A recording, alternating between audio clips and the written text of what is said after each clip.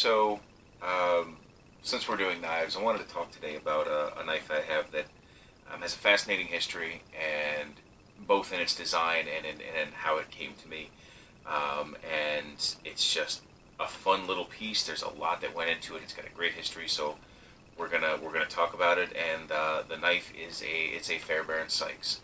The Fairbairn, however you want to say it. The spelling, Google will catch you.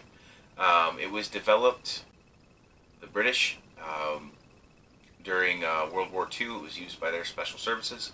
It really was, its design was really kind of solidified in Shanghai, seeing some of the street fights and things there. Um, and they came up with this design for a knife that could be carried, very concealed, that would do everything they needed it to do, which literally its only purpose was in killing humans. This is not a tool. This is not a pocket knife. This isn't for hunting. This is designed for one thing, and that is human on human violence. Um, that being said, it's very well designed for it. And I want to start by explaining the sheath a little bit, because actually a lot of design went into the sheath as well. At the tip here, we have, and it's generally pot metal. By the way, this is not an original. This was made by someone. It belonged to a friend of mine who's no longer with us, and his wife, who's also a dear friend, gave it to me. So this one was custom made, but I digress. The handle is held in by an elastic loop here, sometimes just a piece of leather, and it holds onto that, so it's just you kind of push it out of the way and out it comes. It was designed to be deployed quickly. As you can see, this elastic is kind of worn out. Now there are 2 or 3 attachment loops here. What we've got is right here cut into it, and I'll take the knife out so you can see, is, you could use this as a standard belt loop or as a place to run a tie. And then here you have 2 loops with holes punched in them for other ties.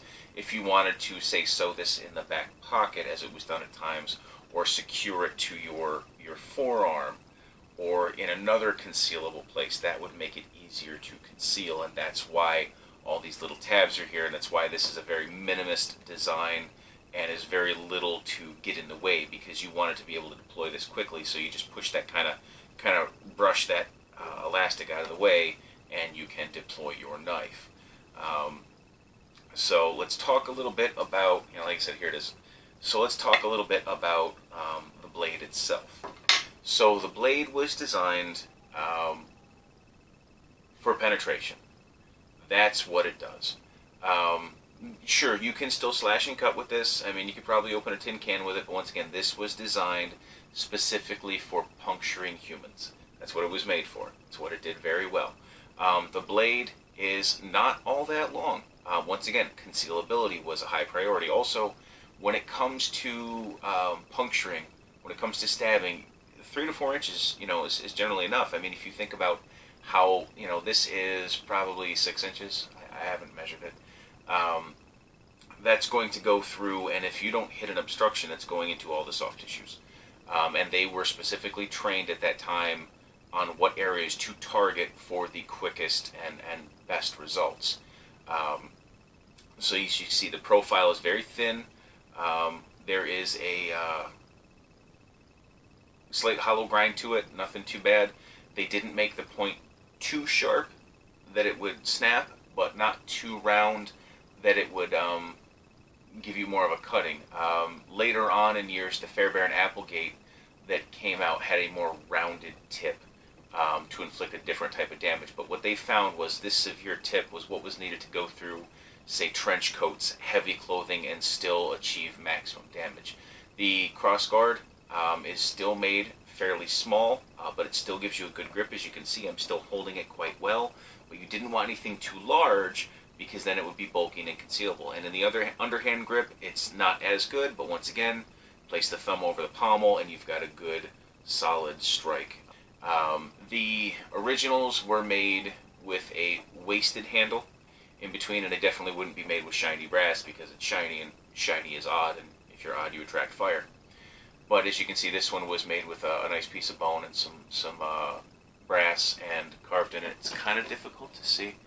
Is an eagle holding a rose, and that was the gentleman who owned it before me. The eagle was his thing, and the rose was his wife's. So it's kind of got a personal note to it for me. Beautiful blade. This one is a stainless steel blade. You'll see them in stainless and carbon. Some of them were blackened in originals.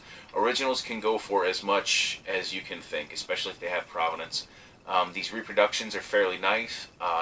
If you're trained in knife fighting, especially in some of the older type styles or ones where you're doing less slashing and more stabbing, this is actually, you'll find this very comfortable. In fact, the way that this handle is made, rather than the wasping of them, I like, because it fits right into my fingers. It's kind of hard to see, but it fits me quite well. Very effective weapon, but it is nothing but a weapon. This is not something that I would, carry around in the woods. This isn't something I would take hunting. This isn't something that, there's one purpose for this design, and it does it very well.